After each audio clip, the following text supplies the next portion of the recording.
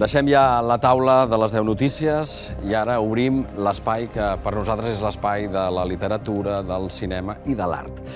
Aquesta setmana ha estat marcada per l'incendi de dilluns a la Serra de Collserola, en una zona de matolls del barri de Torre Baró. En total, s'hi van cremar unes 18 hectàrees i és, per tant, el foc més important que s'ha produït aquest estiu a la ciutat. Tot i la importància, aquest incendi queda molt lluny d'altres incendis que sovint han afectat Catalunya, com el d'Òdena de l'any passat, que va cremar unes 1.300 hectàrees. Precisament aquest incendi, el d'Òdena, va inspirar l'obra d'art que avui ens porta en Joan Francesc Eno. Va, Joan Francesc, presenta'ns l'obra d'avui. És El bosc de les creus, de l'artista català Marc Sallarès. És una obra d'art, de land art, i la va realitzar entre... Land art vol dir que és art sobre el terreny. Art sobre el terreny i respectant el terreny, no? Amb materials del terreny, bàsicament, normalment.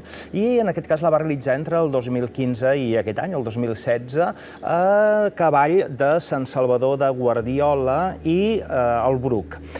Per tant, està a prop de Barcelona, a 70 quilòmetres al nord-oest, en una zona que va quedar devastada per l'incendi que es va originar a Òdena el juliol del 2015.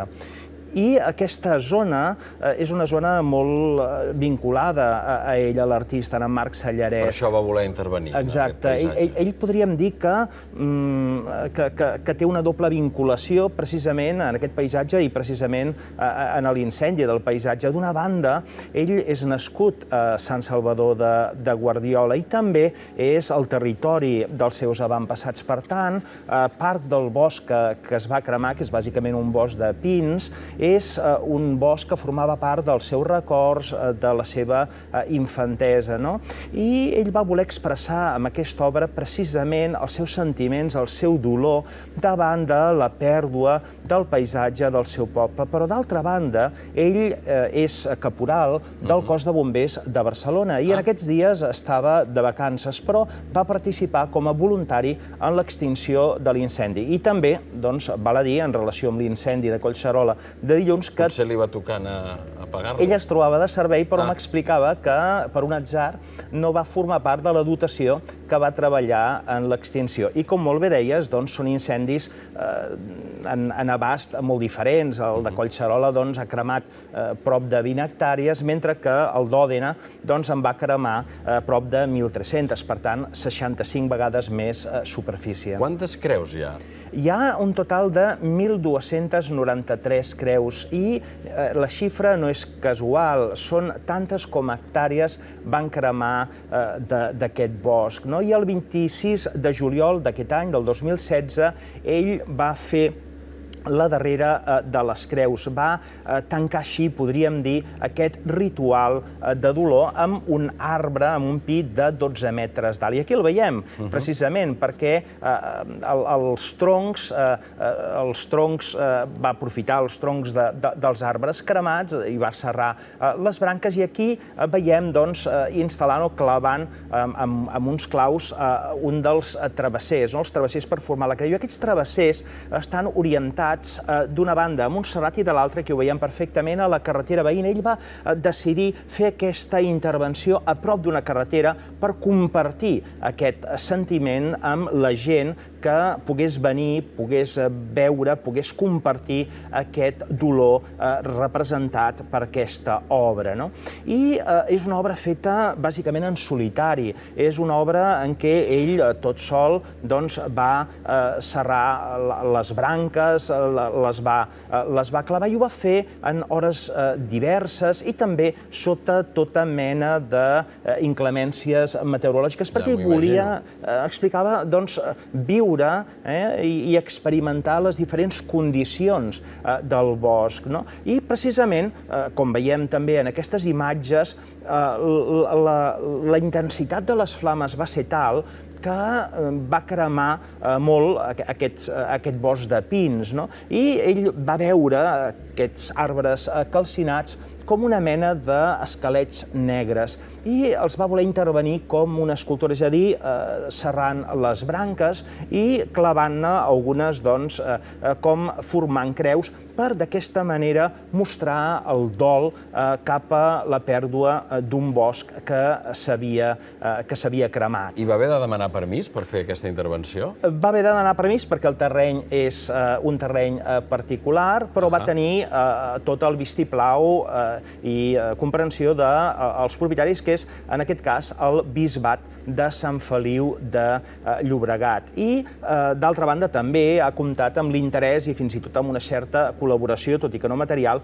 de les administracions implicades. I, d'altra banda, aquests arbres calcinats, aquest bosc de creus, ell l'associa amb el que serien els camps de creus de Normandia, que són en homenatge als soldats o als combatents caiguts...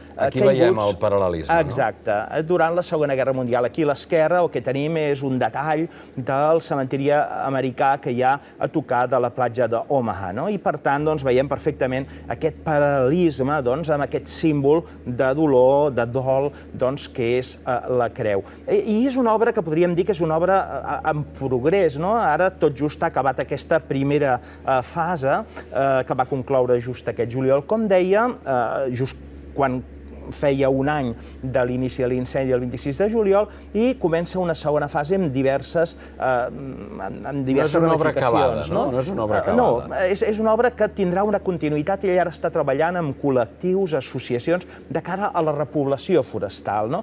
Però una repoblació no amb pins, sinó amb arbres autòctons, amb roures, amb alzines, i que quan creixin, doncs, es barrejaran amb aquestes creus, que acabaran les creus desapareixent. Per tant, en definitiva, no deixa de tenir un caire efímer amb el temps, fruit de la pluja, de les inclemències del temps, de la vegetació, etc. I fins i tot ell busca replicar i fins i tot exportar aquest model, especialment a Sud-amèrica, per conscienciar la població de la deforestació salvatge que de vegades es pateix fruit dels incendis intencionats per explotar de manera bèstia els recursos naturals. I és una obra potentíssima, una obra que literalment fa posar la pell de gallina als que la viuen, perquè no és una obra per veure, és una obra per viure, per experimentar, i aquesta és una de les bases del land art, aquesta presència del visitant, de l'espectador, i aquesta experiència. I és una obra que ha inspirat també d'altres creadors, ha inspirat a